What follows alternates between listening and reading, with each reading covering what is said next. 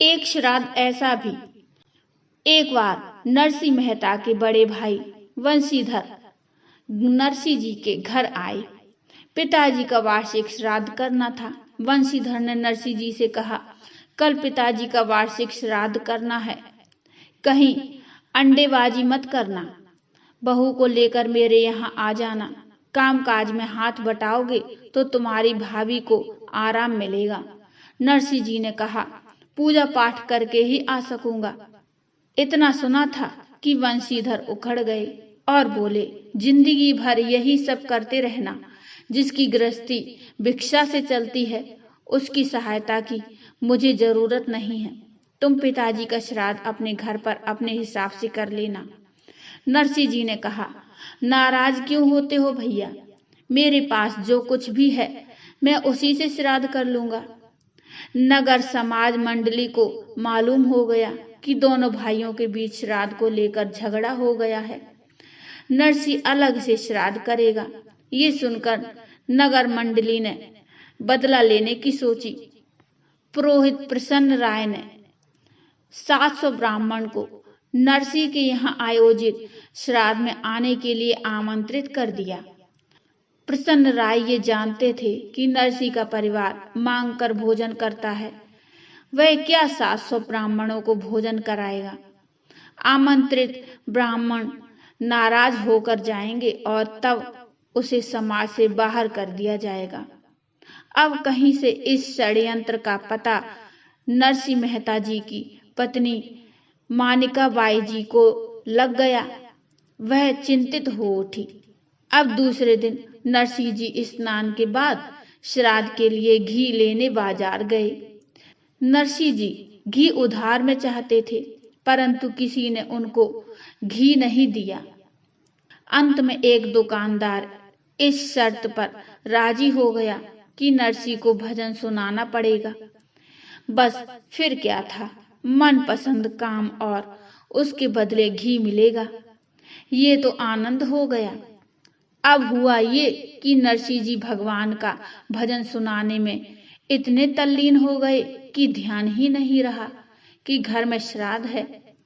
अब नरसिंह मेहता जी भजन गाने में तल्लीन होकर घर और श्राद्ध सब भूल गए। भगवान कृष्ण ने अपने भक्तों की लाज रखने और सम्मान बचाने के लिए स्वयं नरसिंह मेहता का रूप धारण किया और उनके घर पहुंच गए।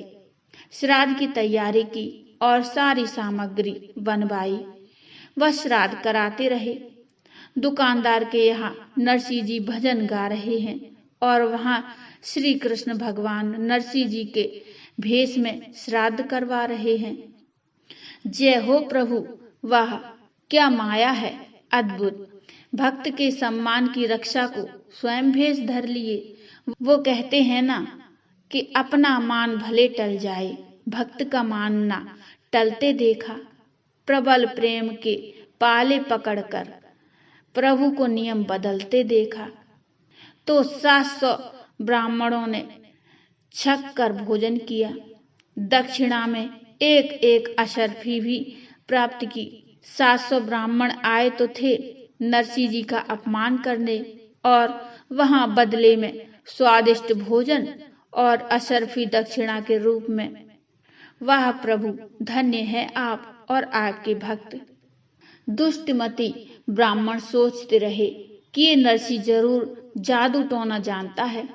इधर दिन ढले घी लेकर नरसिंह जी जब घर आए तो देखा कि मानिका बाई जी भोजन के लिए प्रतीक्षा कर रही हैं। अब नरसिंह जी को इस बात का क्षोभ हुआ कि श्राद्ध क्रिया आरंभ नहीं हुई। नरसिंह जी बोले, वो आने में जरा देर हो गई, क्या करता, कोई उधार का घी भी नहीं दे रहा था। मगर तुम श्राद्ध के पहले ही भोजन के लिए प्रतीक्षा क्यों कर रही हो? मानिका बाई जी ने कहा, आपका दिमाग तो ठीक है। स्वयं खड़े होकर आपने श्राद्ध का सारा कार्य कराया, ब्राह्मणों को भोजन करवाया, दक्षिणा दी, सब विदा हो गए। अब आप भी भोजन कर लो, मुझे भी भूख लग रही है। ये बात सुनते ही नरसिंह जी समझ गए कि उनके इष्ट देव स्वयं उनका मान रखने आए। गरीब के मान को, भक्त की लाज को परम प्रेमी करुणामय भगवान ने बचा लिया। नरसिंह जी मन ही मन में गाते रहे, कृष्ण जी कृष्ण जी कृष्ण जी, कहें तो उठारे प्राणी। कृष्ण जी का नाम बिना जे बोलो तो मिथ्यारे वाणी। भक्त के मन में अगर सचमुच समर्पण का भाव हो तो भगवान स्वयं ही उपस्थित हो जाते हैं।